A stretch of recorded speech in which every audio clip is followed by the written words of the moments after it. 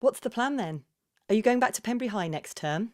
I let out this big sigh, all the good feelings draining out of me at once. Guess this was always on the cards, what was saying I'll meet up with a teacher. They want to know, what's your plan, where you're headed, what you're going to do with your life. I don't know. My eyes flick away, and I think to myself, rah, no point in lying. No, miss, I ain't going back. Why not? Her voice is quiet, like she's gone serious again. I press down on a used ketchup sachet and slide my finger along, waiting for it to spill out the end. No point, I say, 'cause that's the truth. There ain't no point in going back to school. That's not true. It may feel as though there's no point, but oh yeah?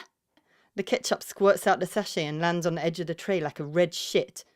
I feel like Miss Murphy just reached out and shanked me in the arm. I thought she was different. I thought she understood things, didn't go along with that bullshit they spout in school. Is that right? I say, louder than I meant to, but I don't care. There's anger in my voice now, and I can see Miss Murphy's proper shook by it, but it's her fault for getting me going. I look into her rabbit eyes. Oh yeah? Is that right? You got proof, miss? 'Cause there's youths round my way with bare qualifications. You know where they cotch all day? On the streets, miss, 'cause they can't get no jobs. I know kids been trying for 2 years and they can't get no jobs. I expect Miss Murphy to shrink back down on her stool, but she's staring right back at me now, and there's rage flaring up in her eyes. Those kids aren't you, she says through clamped teeth. What's that supposed to mean? It means you've got to think about your future, not just go by what you see around you. I screw up my face and look straight back at her. Yeah? How's that then? How am I different to the rest of them? Miss Murphy gives me this look. It's like the kind of look you see mums give their kids when their screaming gets out of control. That riles me, that does. My head's filling up with images of tidy hedgerows and fancy doorknobs and big kitchens, and I see Miss Murphy ain't on my side after all. She's one of them. In her world, you walk into whatever job you like because you've got the qualifications and a daddy who knows the right people. That ain't how things work around here. That ain't how my life's gonna go.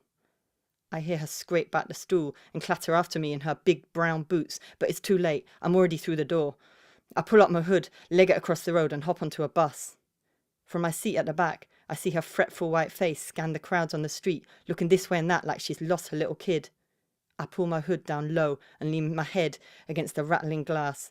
I ain't sticking around for that. I ain't putting up with some middle-class woman trying to tell me how to live my life. What's the plan? I'll tell you what's my plan. Ride the bus, get off the bus, head for Deanna's, stay out of trouble. That's the plan. It don't feature no college courses or qualifications. It don't give me no career path or money goals. Just a crib and a way to get there. That's my plan. End of.